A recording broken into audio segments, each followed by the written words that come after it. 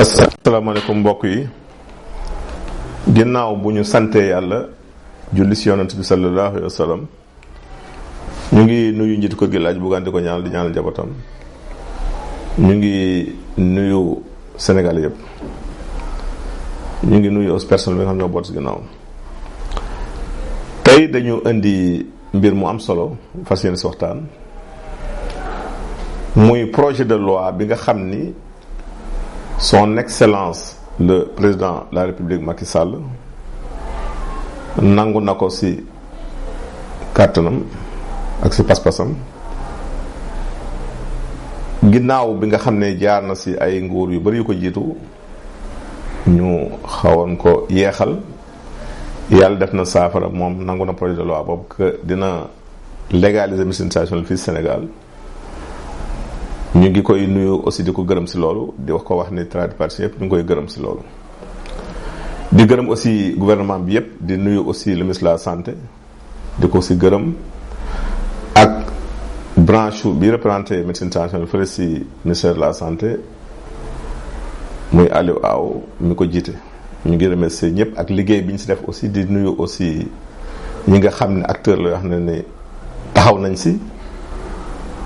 muy le professeur Bassène ñu ngi nuyu aussi tradipraticiens yi nga xam ne muy fédération nationale des tradipraticiens rawatina Nabi Touré gis nañ taxawaay bi mu ci am ak professeur Gawsu Samb Moussa Nguer Serigne Modou Gueye ak ñi ñu àndal ñëpp ñoom Madiara ñaan ak ñëpp taxaw nañ ci taxawaay bu am solo wane ni aussi suñu pas-pas rek ak li ñu bëgg mooy ñu dëggal projet boobu nga xam ne ñu ngi ko teg ci bureau assemblée nationale que médecine bi ñaari médecine yi mën a ànd liggéey loolu moo tax ay weer ci ginnaaw ñu ñëwaat ci fii yoon wi fi mu affaire bi jaar président de la république yónnee woon nañ ma kayit gi muy madame Ndeye Khady Diagne di conseiller secrétaire général de la présidence de la république yónnee woon na ma kayit bi xamal ma ne ma boole ko projet de loi bi ni ñu ma doon bëggoon ma indi sama contribution ñu intitulé woon ko ni je suis d'avis que la médecine traditionnelle ne peut être organisée sans l'avis des acteurs concernés. Pour cette raison, je souhaite identifier les bonnes pratiques en la matière, établir une liste représentative des leaders connus et reconnus en leur qualité de praticiens, établir une liste représentative des médecins connus et reconnus dont l'avis doit être pris en compte, toute autre personne utile, toute documentation pertinente. Pour ces raisons, je sollicite votre avis et toute information utile y relative indiquée ou non ci-dessous. Dans l'attente de votre réponse, merci bien de votre compréhension et de votre collaboration précieuse. Madame Khady Diagne. Nota bene, 3 projets de loi ou projets de texte sont joints en annexe que je vous soumets pour avis, observations et recommandations écrites à me faire parvenir dans un délai de 7 jours au plus tard après réception de votre contribution. Je pourrais demander à vous rencontrer pour mieux appréhender votre contribution et à toutes fins utiles. 1. Projet de loi joint, projet de loi relatif à l'exercice de la médecine traditionnelle et créant le Conseil national des praticiens de la médecine traditionnelle. 2. Projet de décret portant application de la loi relative à l'exercice de la médecine traditionnelle et créant le Conseil national des praticiens de la médecine traditionnelle. 3. Projet de code de déontologie des praticiens de la médecine traditionnelle. Signé Madame Khady Diagne. Donc secrétariat général de la présidence de la République. kon kii lañ ma yónnee woon ma am aussi lu ma tontu mu nekkoon document bi ngeen xam ni bokk na ci gars yi sukkandiku ba taxawal tey projet de loi bi. La médecine traditionnelle dite sénégalaise, médecine sénégalaise traditionnelle, voire africaine, se caractérise par la trilogie suivante. Elle est une médecine globale, sécrétée par la culture négro-africaine. Elle est une médecine intégrée, sécrétée par cette même culture africaine. Elle est aussi une médecine intégrée dont les traitements explorent tous les secteurs de la vie, les traitements sont cosmogoniques, psychosociologiques, donc, et psychothérapeutiques. Ces trois caractéristiques montrent qu'elle tire souvent sa force et sa fidélité de la tradition. C'est cette tradition qui lui fournit les explications, les interprétations, les systèmes de soins, les méthodes thérapeutiques et surtout permet l'adhésion de toute la population qui vit la même culture et utilise le même langage que les tradipraticiens. Mais cette culture négro-africaine qui est le souffle et la force de la médecine traditionnelle peut représenter aussi sa faiblesse, surtout quand on sait sa possibilité d'intégration. Cette force conférée par l'adhésion à une même culture s'effrite depuis l'introduction des éléments de la culture occidentale. L'appartenance actuelle de nos populations à deux cultures dont les éléments et les valeurs sont parfois opposés constitue une menace sérieuse pour l'efficacité des traitements et la survivance de la médecine traditionnelle, qui est à la fois une science, une culture, voire un culte et un art. Donc voilà introduction bi nga xam ne defoon naa ko si document bi ma leen yónnee. xëy na du ma mën a lire yëpp mais damay ñëw si li ma recommandation yi ma joxe woon rek parce que comme temps bi dafa xaw a gàtt. kon ma wax si contraintes yi d'abord yi nga xam ni médecine traditionnelle mi ngi jànkoonte ak moom. contraintes yi mooy yii donc mu nekk yi nga xam ni mooy jafe-jafe yi nga xam ne médecine traditionnelle da nga koy dund. ndax d'abord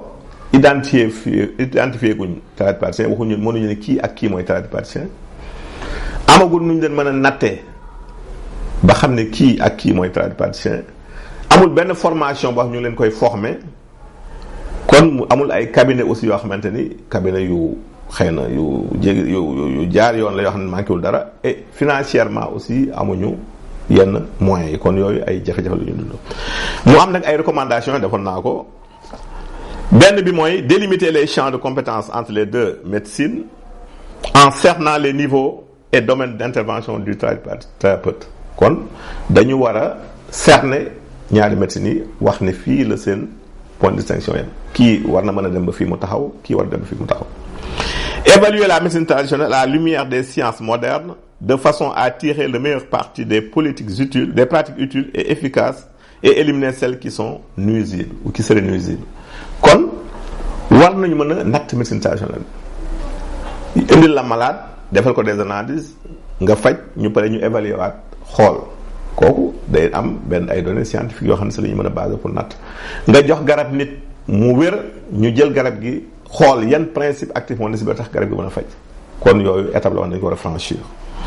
Travailler à l'homologation, la production et la commercialisation du médicament traditionnel grâce à l'appui de la pharmacie nationale d'approvisionnement PNA. kon war nañu mën a dem ba nga xam ne suñu garab yi dañ leen di liggéeyaat ba nga xam ne dañ leen war a mën a commercialiser ci biir pharmacie yooyu te bu boobaa ñoom ñooy ñi nga xam ne ñoo ñu fa mën a jàppale. Étudier les facteurs qui font qu'une population accepte ou rejette l'un ou l'autre système en milieu rural, semi-rural et urbain. war nañu mën a xool aussi lan moo tax kii mën a bañ médecine bi wala bañ ba kii ni man damay bàyyi médecine bi si bu olof bi laay fajoo wala kii ni man duma laal olof bi tubaab bi laay fajoo war nañu étudier loolu moo tax la ba ñëpp mën a nangoondoo ñaari médecine yëpp. Former les praticiens pour qu'ils puissent noter leurs recettes, gérer leur centre et faire à un certain niveau le compte rendu de leurs recherches personnelles, ce qu'on nomme souvent des banques de données. kon war nañ laaj encadrement ba recherche yi ngay def nga mën koy noter di mën def même des recherches yow sa wàllu bopp wala en équipe te recherche yooyu nga mën ko organiser denc ko en base de souvent de base de données banque de données. Perfectionner les pratiques des tradipraticiens, notamment les thérapeutes et herboristes, au niveau de la pharmacie nationale d'approvisionnement, du département pharmacie de l'UCAD et de l'Institut des sciences de la terre IST. muy institut boo xamante ni yàlla def na foofu laa jaar fa la président de la République tey jii jaar ndax man bi Macky di génn IST man laay dugg IST kon mu nekk foo xamante ni war nañ fa mën a delluwaat gëstuwaat fa lii di gàncax gi ndax lépp luy laal suuf dañ ko fay jàng te li am solo si institut boobu mooy danañ la jàngal biologie muy animal muy végétal dañ la jàngal embryologie dañ la jàngal la chimie du sol jàngal la pétrographie pétrologie jàngal la aussi roche yi seen variété yëpp jàngal la aussi la géodynamique interne ak externe yëpp jàngal la biochimie jàngal la mathématique jàngal la chimie te loolu defe naa ne ku ko am nga une base bu baax de ñaari at boo ko mësaan def mooy les 2 premières années mën naa ne am nga niveau ku def ñeenti atu médecine ndax bu ñu xoolee ñun suñ programme première année bi mi faan jàng mooy maanaam li waa médecine di jàng première ak deuxième année boo fa defee 2 ans daanaka def nga 4 ans médecine kon moo tax ku fa génne mën a am benn base scientifique benn base bu solide taxul nag nga mën a remplacer médecin yi mais dañu wax ni base scientifique dafa baax ndax si base scientifique nga mën a sukkandiku pour mën a progresser kon war nañu mën a améliorer garab olof ba mën si defar ay médicaments di ko jaay si pharmacie pourquoi pas te loolu collaboration moo koy indi définir les éléments des éléments en médecine conventionnelle qu'il y a lieu d'apprendre aux tradipraticiens et des modalités et des modalités de cet apprentissage par la tutelle kon war nañu mën a fexe ba former tradipraticien ba lii di tensiomètre mën ko utiliser c'est un minimum kon matériel am na yoo xam war nañ si mën a former tradipraticien ba bu malade bi ñëwee le minimum mooy au moins nga jël sa tension ak yeneen yoo xam ne mën na si liggéey réaliser par étape ou bien définir des éléments de médecine conventionnelle qu'il y a lieu d'apprendre aux tradipraticiens mooy li ma wax léegi définir aussi ou mettre en place mieux un statut professionnel du tradipraticien sénégalais par le recensement et la reconnaissance de l'efficacité de bons guérisseurs kon defe naa loolu population bi sax ñëw soo dimbali état bi ndax ku ne xam nga fooy fajoo bu ñu laajee nit ñi ñoom dañ leen identifier ñi nga xam ne ñu ngi faj ak ñii lor defe naa ne ñooñu ñooy première personne cible yi nga xam ne war nañu mën a interroger kon dañu war a faj bañ yem si nekk Dakar rek ndax faj mi yemul Dakar war nañu organiser ñe si àll bi aussi fajkat cosaan ne si àll bi ba ñu mën a bokk aussi si liggéey bi loolu day gën a jox doole secteur bi kon war nañu fexe population yi nekk les premières ñiy wax ñooy orienté état bi ñoom ndax nit ñi ñoo mën a wax ñoo xam nit ñi kii faj te faj mu jaar yoon nit ñi xam nañ ko kii def safaane nit ñi xam nañ ko kon nit ñi ñoo war a wax kon nit ñuy saaxee garab si àll bi war nañ ko organiser waat